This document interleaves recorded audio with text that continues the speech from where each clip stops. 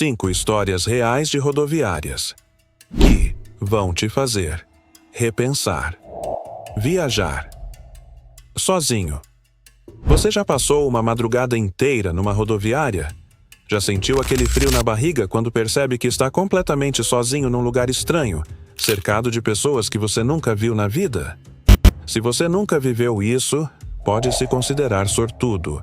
Porque hoje eu vou contar 5 histórias reais que aconteceram em rodoviárias brasileiras e que vão fazer você repensar completamente sobre viajar desacompanhado. Antes de começarmos, deixa eu te avisar uma coisa. Essas histórias não são invenção minha. Elas foram coletadas ao longo de anos, através de depoimentos de pessoas reais que viveram situações que vão desde o bizarro até o absolutamente aterrorizante.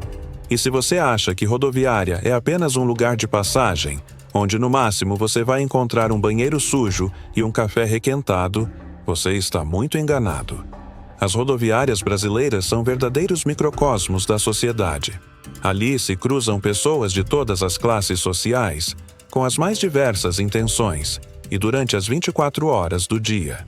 É um lugar onde a vulnerabilidade encontra a oportunidade, onde o desespero encontra a esperança, e onde, infelizmente, nem sempre as coisas terminam bem. E se você está pensando em pular este vídeo porque acha que nunca vai precisar viajar de ônibus sozinho, ou porque tem certeza de que nada disso pode acontecer com você, eu te desafio a ficar até o final, porque a quinta história... Bem, a quinta história vai mostrar que às vezes o perigo não vem de onde você espera. História 1. O desaparecimento de meia-noite.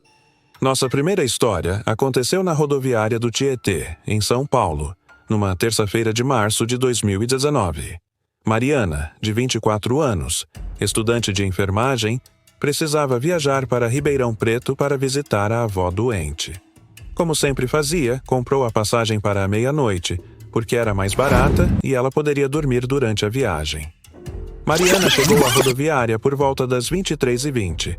40 minutos de antecedência, como sempre fazia. Ela era dessas pessoas organizadas que nunca deixavam nada para a última hora. Comprou um café na lanchonete, conferiu o portão de embarque 2 vezes e se acomodou numa das cadeiras da sala de espera.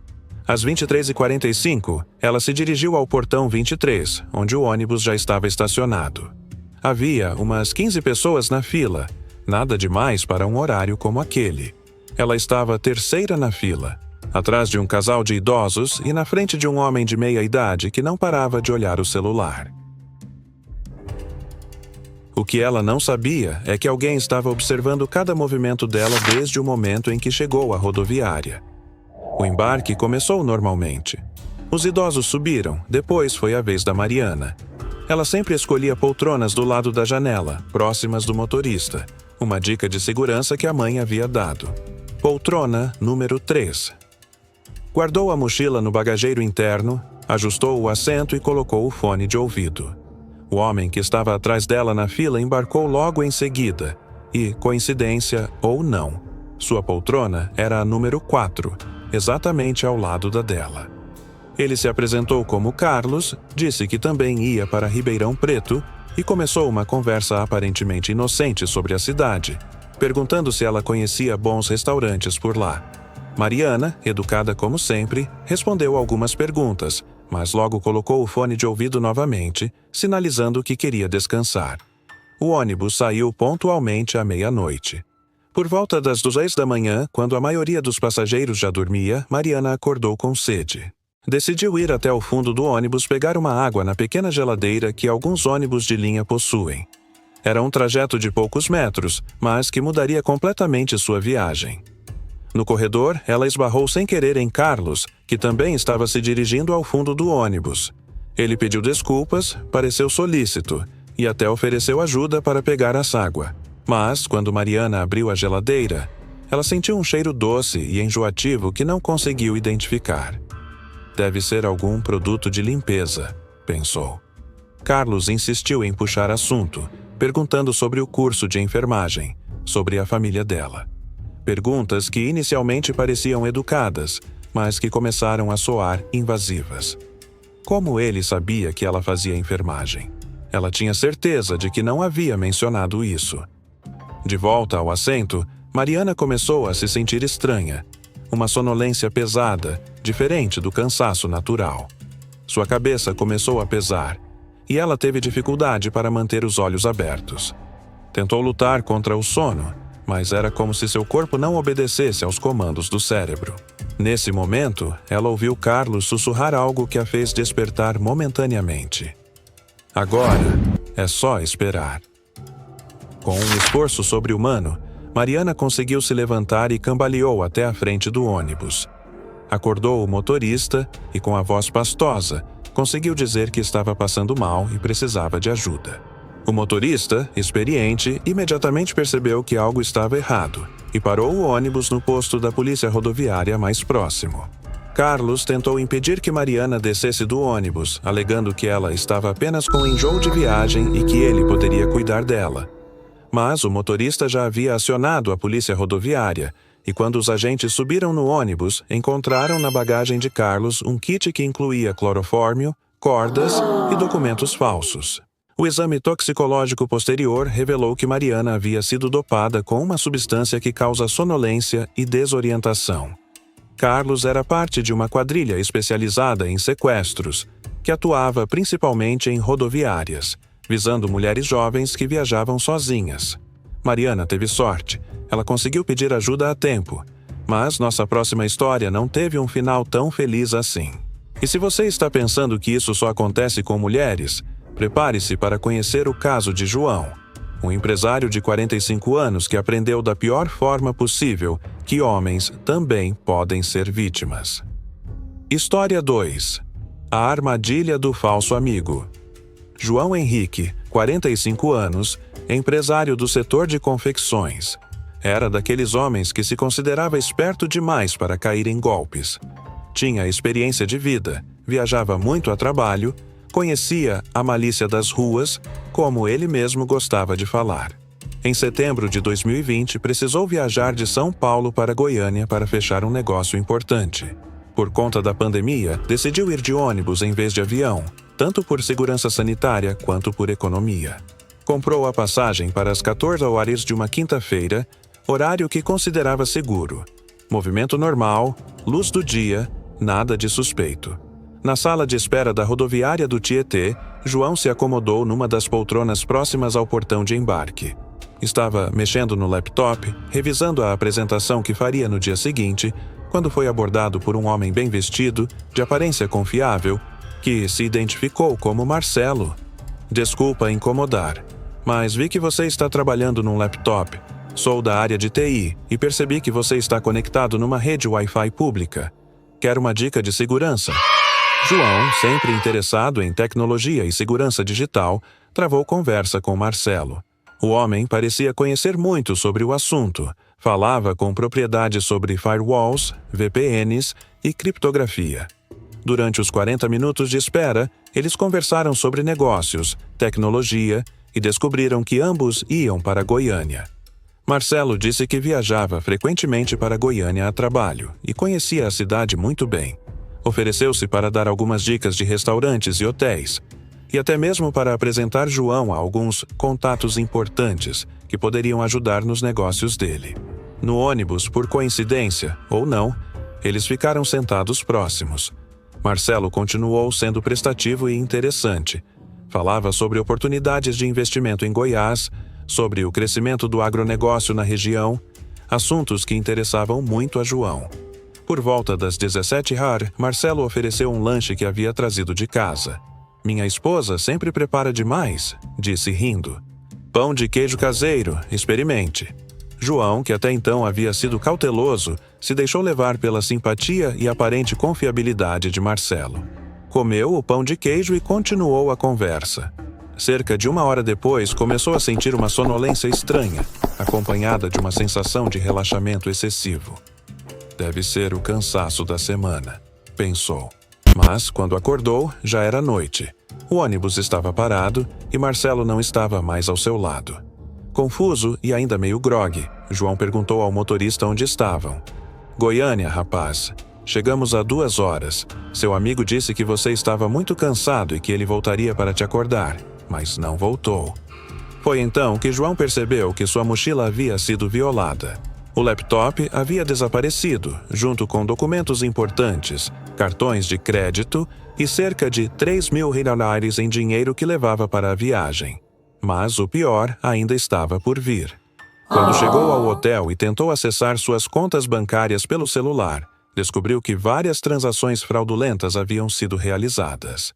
Marcelo não havia apenas roubado seus pertences físicos, mas também havia conseguido acesso às suas senhas e dados pessoais através de algum software instalado no laptop durante as horas em que João esteve inconsciente. O prejuízo total ultrapassou 50.000 reais. Além dos itens roubados e do dinheiro sacado ilegalmente, João perdeu contratos importantes porque não conseguiu fazer a apresentação no dia seguinte, e ainda teve que lidar com o pesadelo burocrático de cancelar cartões, trocar senhas e tentar recuperar seus dados. A polícia descobriu depois que Marcelo fazia parte de uma quadrilha sofisticada que estudava as vítimas antes de abordá-las. Eles tinham acesso às listas de passageiros das empresas de ônibus e escolhiam alvos que pareciam ter bom poder aquisitivo e viajavam sozinhos. A substância usada no pão de queijo era uma combinação de sedativos que causava sonolência profunda, mas permitia que a vítima respondesse a estímulos simples, como levantar para ir ao banheiro, o que evitava suspeitas dos outros passageiros. João aprendeu que a confiança pode ser uma arma de dois gumes. Mas se você pensa que estar em grupo te protege de todos os perigos, nossa terceira história vai mostrar que às vezes o problema não são os estranhos, são as pessoas que você acha que conhece. História 3. O grupo de falsos amigos. Amanda, 19 anos, acabara de ingressar na universidade em Brasília e estava animada com sua primeira viagem independente para visitar uma amiga de infância que morava em Belo Horizonte. Era dezembro de 2021, período de férias, e ela havia conhecido um grupo de estudantes no Facebook que também iam fazer o mesmo trajeto. O grupo era composto por 5 pessoas, 3 rapazes e 2 garotas, todos aparentemente da mesma idade dela. Combinaram de se encontrar na rodoviária de Brasília e viajar juntos, tanto por segurança quanto para dividir os custos de algumas coisas durante a viagem. Amanda chegou à rodoviária às 19h para o ônibus das 20h30. O grupo já estava reunido próximo ao portão de embarque, e todos pareciam muito simpáticos e bem-humorados. Eles se apresentaram. Rafael, o líder do grupo, de 22 anos, Lucas e Pedro, ambos de 20. Camila, de 19, como Amanda, e Júlia, de 18. Durante a espera, eles conversaram sobre universidade, planos para as férias, música, filmes, assuntos típicos de jovens universitários. Amanda se sentiu imediatamente à vontade e foi para o ônibus com a sensação de que havia feito novos amigos. O ônibus era do tipo leito e todos conseguiram poltronas próximas. Durante as primeiras horas de viagem, eles conversaram, riram, compartilharam lanches. Amanda postou algumas fotos nos stories do Instagram, marcando a localização e mostrando os novos amigos. Por volta das 23h, Rafael sugeriu que jogassem algum jogo para passar o tempo. Ele trouxe um baralho e propôs um jogo simples, onde quem perdesse teria que tomar um gole de uma bebida que Lucas havia trazido escondido na bagagem. Amanda, que raramente bebia, hesitou inicialmente, mas as meninas do grupo insistiram, dizendo que era só para descontrair, que a bebida era suave e que elas também iam participar. O que Amanda não percebia é que estava sendo vítima de uma pressão psicológica sutil, mas muito eficaz. O grupo alternou entre momentos de inclusão calorosa. Amanda, você é muito legal. Que bom que decidiu viajar com a gente. E momentos de leve exclusão quando ela hesitava em participar de alguma atividade. Camila e Júlia, as outras meninas, funcionavam como validadoras da situação. Elas participavam de tudo com aparente naturalidade, o que fazia Amanda sentir que suas hesitações eram bobas e exageradas. Durante o jogo, Amanda perdeu algumas rodadas e tomou alguns goles da bebida. Inicialmente, ela sentiu apenas um relaxamento agradável, mas aos poucos percebeu que sua capacidade de julgamento estava ficando comprometida. Por volta das 2h da manhã, quando a maioria dos passageiros dormia, Rafael sugeriu que Amanda deveria tirar algumas fotos divertidas para postar nas redes sociais. Inicialmente eram fotos normais, mas gradualmente eles começaram a sugerir poses mais comprometedoras. Ainda sob efeito da bebida adulterada, Amanda não conseguia pensar claramente. Sua noção de certo e errado estava comprometida, e a pressão do grupo fazia com que ela se sentisse obrigada a participar para não parecer careta. Foi quando Lucas começou a filmar essas fotos com o celular que Amanda teve um momento de lucidez e percebeu que algo estava muito errado. Ela tentou pedir para parar, mas Rafael disse que ela estava sendo paranoica, e as meninas concordaram com ele. Amanda tentou se levantar para ir ao banheiro e se afastar do grupo, mas descobriu que suas pernas não respondiam direito. Foi então que ela percebeu que havia sido drogada. Com muito esforço, conseguiu chegar até a frente do ônibus e acordar o motorista. O motorista, percebendo que ela estava visivelmente alterada, perguntou se ela estava passando mal. Amanda, ainda confusa, mas com medo, disse que precisava de ajuda. O motorista parou no próximo posto da polícia rodoviária. A investigação posterior revelou que o grupo era especializado num tipo de crime que estava se tornando comum. Eles abordavam meninas jovens que viajavam sozinhas, ganhavam a confiança delas e então as drogavam para produzir material comprometedor que depois era usado para chantagem. As meninas do grupo, Camila e Júlia, eram peças fundamentais do esquema, porque faziam as vítimas se sentirem seguras e normalizavam comportamentos que, de outra forma, seriam percebidos como suspeitos. O material que eles já haviam conseguido gravar com Amanda foi encontrado nos celulares do grupo, junto com vídeos e fotos de outras vítimas. A perícia descobriu que a bebida continha uma combinação de álcool com substâncias que causam desinibição e perda de memória. Mesmo tendo sido salva antes que o crime se completasse, Amanda sofreu consequências psicológicas graves. Ela desenvolveu síndrome do pânico e dificuldade para confiar nas pessoas. Precisou de acompanhamento psicológico por mais de 1 ano. O caso serviu de alerta para um tipo de crime que explora especificamente a vulnerabilidade de jovens que estão começando a viajar sozinhos e buscam companhia por segurança. Amanda descobriu que nem sempre o perigo vem de desconhecidos solitários. Às vezes, ele vem disfarçado de amizade e companheirismo. Mas nossa quarta história mostra que, em alguns casos, o perigo pode estar literalmente dirigindo o ônibus em que você está. História 4. O motorista predador. Esta história é particularmente perturbadora e envolve um crime que abalou profundamente a segurança no transporte rodoviário brasileiro. Aconteceu em agosto de 2018, na linha que conecta Campo Grande a Corumbá, no Mato Grosso do Sul. Letícia, de 21 anos, estudante de veterinária, precisava viajar para Corumbá para um estágio obrigatório numa fazenda da região. Era sua primeira vez fazendo essa viagem sozinha, mas ela havia pesquisado bastante e escolhido uma empresa de ônibus tradicional, com boa reputação. O ônibus saiu de Campo Grande às 20h de uma terça-feira, com apenas 12 passageiros, um número baixo, mas normal para aquele horário e destino. Letícia escolheu uma poltrona no meio do ônibus, guardou sua bagagem e se acomodou para a viagem de aproximadamente 6 horas. O motorista, que se identificou como Sérgio, parecia experiente e profissional. Durante a primeira parada, por volta das 23h30, ele foi gentil e prestativo com todos os passageiros, dando informações sobre o horário de chegada e oferecendo dicas sobre a cidade de destino.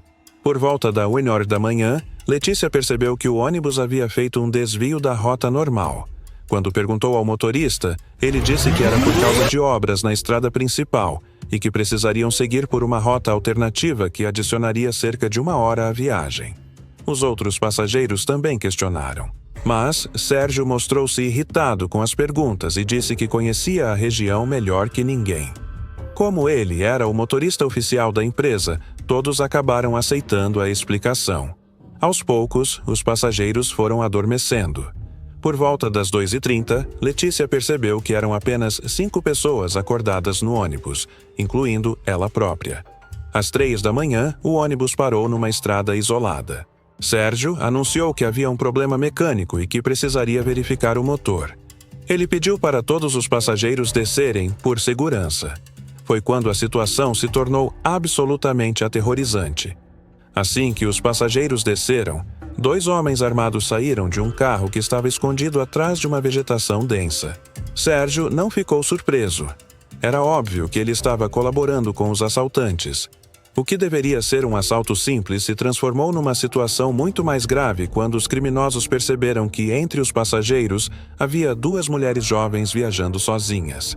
Eles separaram Letícia e uma outra passageira, uma enfermeira de 28 anos, do resto do grupo. Letícia percebeu que Sérgio e os assaltantes discutiam algo em voz baixa, olhando para elas. Foi quando entendeu que aquilo havia sido planejado e que ela e a outra mulher não eram apenas vítimas de um assalto ocasional, mas alvos específicos. Com uma coragem que ela própria não sabia que possuía, Letícia fingiu passar mal e pediu para se afastar um pouco para vomitar. Quando os criminosos baixaram a guarda por alguns segundos, ela correu em direção à mata fechada. Era uma estratégia desesperada e perigosa, mas foi o que a salvou. Ela correu no escuro sem saber para onde ia, ouvindo os gritos dos homens atrás dela. Conseguiu se esconder numa área de vegetação densa e ficou lá por 4 horas até o amanhecer. Quando o sol nasceu, Letícia conseguiu chegar até uma fazenda próxima, onde pediu ajuda. Os fazendeiros acionaram a polícia, que encontrou o ônibus abandonado cerca de 10 quilômetros dali. Os outros passageiros foram encontrados amarrados, mas vivos.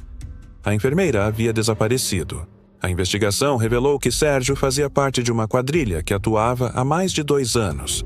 Eles estudavam as escalas de viagem, identificavam ônibus com poucas mulheres jovens viajando sozinhas e então executavam o plano.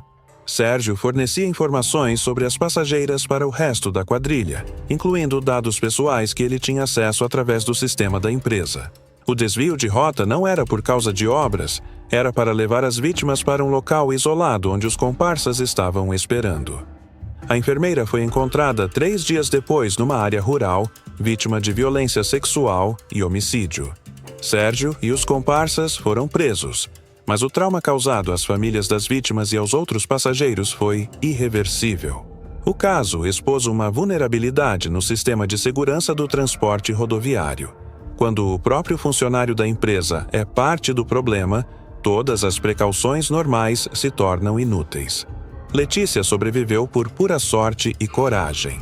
Sua história mostra que às vezes o perigo pode vir de quem deveria nos proteger.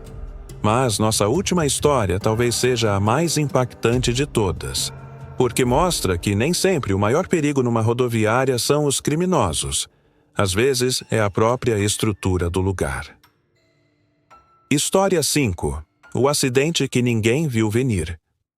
Nossa última história aconteceu em janeiro de 2022, na rodoviária de Salvador, Bahia. Diferente das outras histórias, esta não envolve criminosos ou pessoas mal intencionadas. Ela mostra como um simples descuido estrutural pode transformar uma rodoviária num local extremamente perigoso.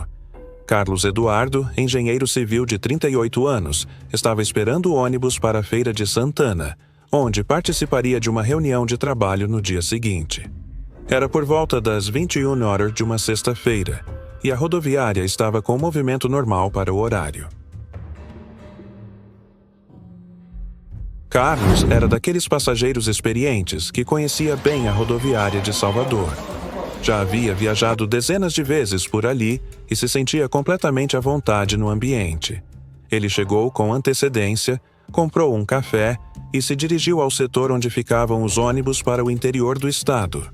A área de embarque estava com iluminação normal, havia seguranças fazendo ronda, e tudo parecia absolutamente rotineiro. Carlos se posicionou próximo ao portão de embarque e ficou mexendo no celular, respondendo alguns e-mails do trabalho. Por volta das 21h20, Carlos percebeu um barulho estranho vindo do teto da área de embarque. Era como se algo pesado estivesse se movendo lá em cima. Ele olhou para cima, mas não viu nada de anormal na estrutura metálica que cobria a plataforma. Outros passageiros também perceberam o ruído, mas ninguém deu maior importância. Rodoviárias são lugares barulhentos por natureza, com ônibus entrando e saindo constantemente, então sons estranhos não são incomuns. Às 21h25, o ônibus para a Feira de Santana chegou à plataforma. Carlos e outros 15 passageiros se posicionaram para o embarque. A fila se formou exatamente embaixo da estrutura metálica do teto, no local onde os ruídos haviam sido ouvidos minutos antes. O que ninguém sabia é que uma das vigas de sustentação do teto havia sofrido uma falha estrutural causada pela combinação de vários fatores: corrosão devido à maresia, Salvador é uma cidade litorânea, sobrecarga de peso e falta de manutenção adequada. Às 21h28, quando o embarque estava começando e os passageiros estavam concentrados numa área de aproximadamente 20 metros quadrados, uma seção inteira do teto desabou. Carlos, que estava na terceira posição da fila, foi atingido por uma viga de ferro de cerca de 200 quilos que caiu de uma altura de aproximadamente 8 metros. O impacto foi devastador e imediato. Outras 7 pessoas foram atingidas pelos destroços, com ferimentos que variaram de fraturas múltiplas a traumatismo craniano. O local se transformou numa cena de guerra, com gritos, sangue e pessoas desesperadas tentando ajudar as vítimas. Os primeiros socorros chegaram em cerca de 12 minutos, mas para Carlos já era tarde demais. Ele morreu no local, vítima de traumatismo craniano e fraturas múltiplas na coluna vertebral. Das outras 7 pessoas atingidas, 3 ficaram com sequelas permanentes, incluindo paralisia parcial e deficiência visual. Uma senhora de 64 anos ficou em coma por 2 meses e nunca mais recuperou totalmente as funções cognitivas. A perícia técnica revelou um cenário assustador de negligência. A estrutura metálica da rodoviária não passava por manutenção adequada há mais de 5 anos. Havia sinais visíveis de corrosão que foram ignorados pela administração e a última inspeção estrutural havia sido feita há mais de 8 anos. Documentos encontrados durante a investigação mostraram que engenheiros da própria administração haviam alertado sobre problemas na estrutura pelo menos 3 vezes nos últimos 2 anos, mas nenhuma ação corretiva foi tomada por questões de contenção de custos. O caso gerou um processo judicial que ainda está em andamento. A empresa administradora da rodoviária foi multada e obrigada a fazer uma revisão completa de toda a estrutura, mas isso não trouxe Carlos de volta nem devolveu a saúde plena às outras vítimas. A família de Carlos descobriu que casos similares já haviam acontecido em outras rodoviárias do Brasil, mas que raramente ganhavam repercussão nacional, ficando restritos às notícias locais. Esta história mostra que, às vezes, o perigo nas rodoviárias não tem rosto humano. Não é um criminoso, não é um golpista, não é um sequestrador. É a própria estrutura física do local, negligenciada por administradores que priorizam lucros sobre a segurança dos usuários. Carlos era um engenheiro civil experiente, que trabalhava justamente com estruturas prediais. Ironicamente, ele provavelmente poderia ter identificado os sinais de problemas na estrutura se tivesse tido a oportunidade de fazer uma inspeção adequada. Mas, como passageiro comum, ele confiou que a administração do local estava cuidando da segurança de todos. Essas 5 histórias reais mostram que os perigos nas rodoviárias brasileiras vão muito além do que a maioria das pessoas imagina. Não estamos falando apenas de pequenos furtos ou golpes simples. Estamos falando de crimes organizados, sequestros planejados, quadrilhas sofisticadas que estudam suas vítimas, funcionários corruptos que fazem parte do problema e até mesmo negligência estrutural que pode causar morte. Mariana quase foi sequestrada por um criminoso que a observava desde o momento em que chegou à rodoviária. João perdeu mais de 50 mil riders para um golpista que passou horas construindo uma relação de confiança com ele. Amanda foi vítima de um grupo que usava a aparência de amizade para drogar e chantagear jovens. Letícia sobreviveu a um esquema que envolvia um funcionário da própria empresa de ônibus. E Carlos morreu por causa da negligência de administradores que ignoraram alertas de segurança. Cada uma dessas histórias nos ensina algo específico sobre segurança em viagens. Primeira lição: desconfie de coincidências. Se alguém está sendo excessivamente prestativo ou se as coincidências estão se acumulando, pode ser que você esteja sendo observado e selecionado como alvo. Segunda lição: Nunca aceite comida ou bebida de estranhos, independentemente de quão confiáveis eles pareçam. Os criminosos modernos são sofisticados e sabem exatamente como ganhar sua confiança antes de atacar. Terceira lição: grupos nem sempre significam segurança. Às vezes, o próprio grupo é o perigo. Desconfie quando você é a única pessoa nova num grupo que já se conhece, especialmente se eles tentam te isolar de outros passageiros ou te pressionar a fazer coisas com as quais você não se sente confortável. Quarta lição: mesmo funcionários oficiais podem estar envolvidos em crimes. Questione mudanças de rota inexplicadas, comportamentos estranhos de motoristas ou cobradores, e sempre informe alguém sobre seu trajeto planejado. Quinta lição: observe o ambiente físico. Estruturas velhas, mal conservadas, com sinais visíveis de deterioração podem representar riscos físicos graves.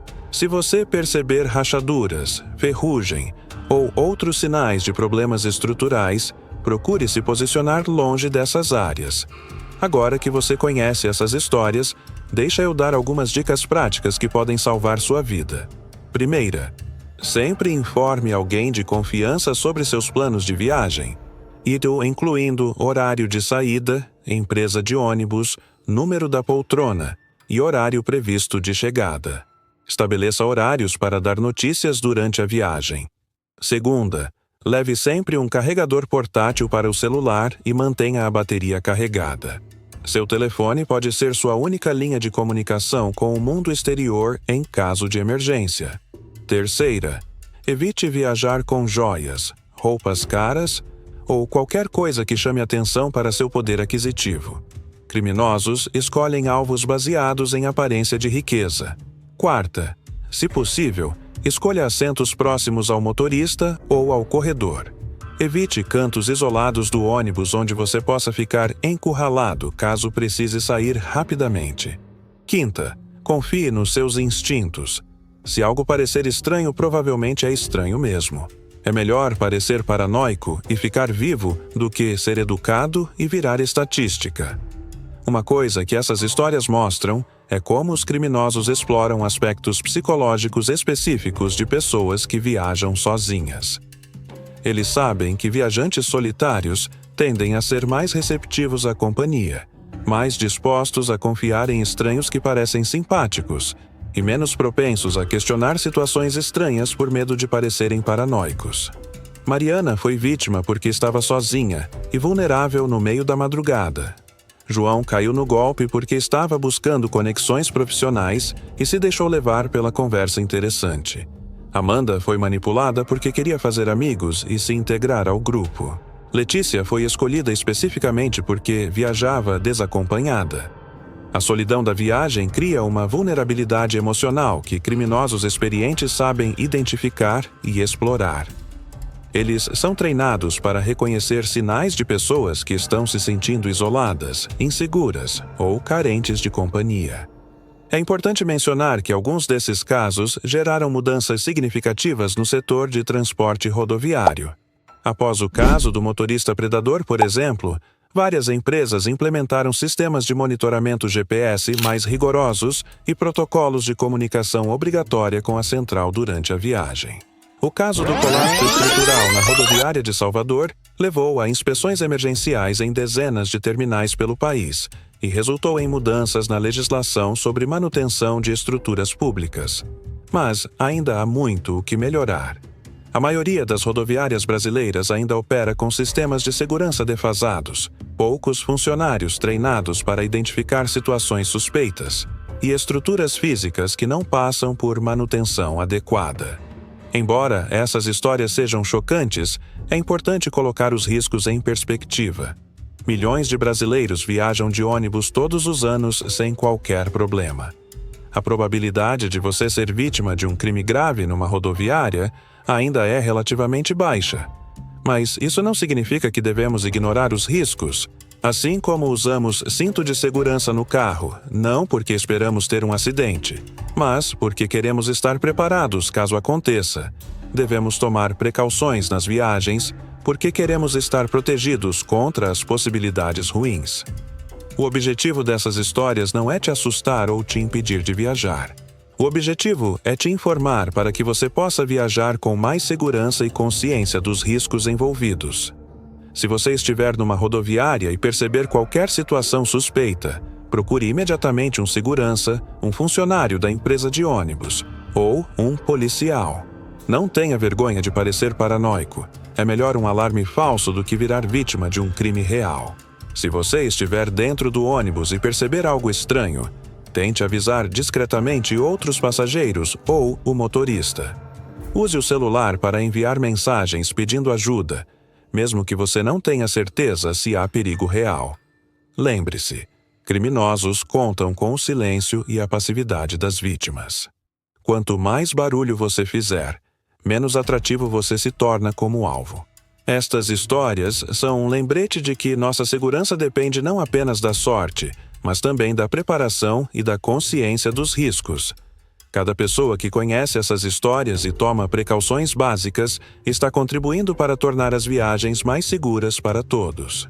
Compartilhe essas informações com pessoas que você se importa, especialmente se elas viajam sozinhas com frequência ou se são jovens que estão começando a viajar independentemente. O conhecimento é nossa melhor defesa contra predadores que contam com a ingenuidade e o despreparo de suas vítimas.